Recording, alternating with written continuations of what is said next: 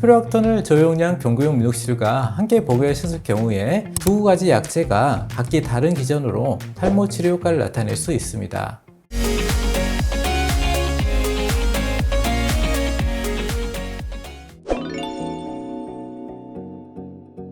안녕하세요. 탈모 치료에 대한 새로운 생각 나영필TV입니다. 오늘 시간에는 탈모 치료제로 이용되고 있는 이뇨제 성분인 스피로락톤이 저용량 경구용 미녹시딜 치료에 있어서 보완제로서 좋은 역할을 할 수 있다는 내용을 가지고 설명드리려고 합니다. 기존 영상에서 설명드렸듯이 이뇨제 성분의 하나인 스피로락톤이 남성 호르몬의 부신 내에서의 생성을 억제하고 모근 내에서는 남성 호르몬이 모근을 위축시키는 작용을 억제하여 남성 호르몬과 연관되어 발생하는 남성형, 여성형 탈모증의 치료에 도움이 될 수 있다는 이야기를 드렸었는데요. 오늘은 관점을 좀 달리하여 역시 탈모 치료에 많이 이용되고 있는 저용량 경구용 미녹시딜을 복용할 때 그 부작용은 줄이고 효과는 높이는 보완제로서 역할을 할 수 있다는 내용을 가지고 설명드릴까 합니다. 현재 탈모 치료에 많이 이용되고 있는 약물로는 먹는 피나스테리드, 먹는 두타스테리드, 그리고 바르는 미녹시딜 제제가 대표적인데요.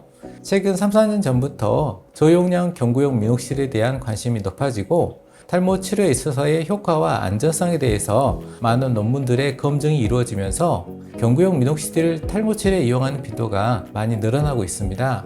기존 탈모약을 복용하시는데 탈모 개선 효과가 떨어지시는 남성분들이나 바르는 발모제가 불편하셔서 잘 사용하지 못하시는 여성분들에서 많이 이용이 되고 있고, 최근에는 자가면역 질환의 일종인 원형 탈모증 치료에도 보조적으로 이 저용량 경구용 미녹시딜이 사용되고 있습니다.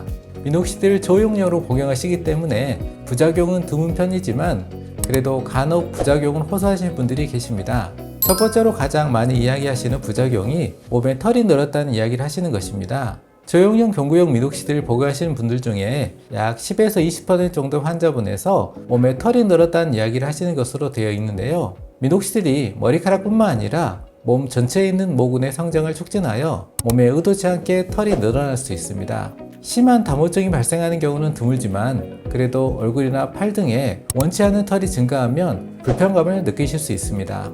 이 경우 레이저 제모나 왁싱, 면도 등으로 털을 제거할 수도 있지만 보조적인 방법으로 스피로락톤을 함께 복용하셨을 때 몸에 털이 늘어날 확률이 줄어들 수 있습니다. 스피로락톤은 남성 호르몬의 생성과 작용을 억제하기 때문에 몸에 털이 늘어나는 다모증 치료에 기존에도 많이 이용되고 있는 약물로 저용량 경구용 미녹시딜 복용으로 몸에 털이 늘어나는 경우 스피로락톤을 함께 복용하시면 몸에 털이 증가하는 확률을 줄일 수 있습니다. 두 번째, 저용량 경구용 미녹시딜 드실 때 가끔 느끼시는 부작용으로 손이나 발이 붓는 증상을 이야기하시기도 하는데요. 복용 환자의 약 1에서 2% 정도에서 손발이 약간 붓는 느낌을 느끼실 수 있습니다. 미녹시딜 성분이 혈관을 확장시키는 효과가 있어서 말초 혈관이 확장되면서 조직 내로 체액 저류가 발생하기 때문입니다. 이 경우에도 스피로락톤을 함께 복용하시면 도움이 될 수 있는데 스피로락톤의 이뇨 작용이 조직 내에서 체액의 저류를 줄여주는 효과를 나타내기 때문입니다. 세 번째, 이 스피로락톤이 경구용 미녹시딜을 드셨을 때 발생할 수 있는 혈액 내 전해질 불균형을 줄이는 데 도움이 될 수 있습니다. 저용량 복용으로는 아주 드물지만 미녹시딜 성분은 혈액 내에서 칼륨 수치를 낮추는 성질이 있는데 스피로락톤은 반대로 혈액 내 칼륨 수치를 증가시키는 효과가 있어서 두 약물을 함께 복용하셨을 경우 전해질 불균형 발생 확률이 줄어들 수 있습니다. 네 번째, 저용량 경구용 미녹시딜을 스피로락톤과 함께 복용하면 탈모 치료에 있어서 상승 효과를 나타낼 수 있습니다.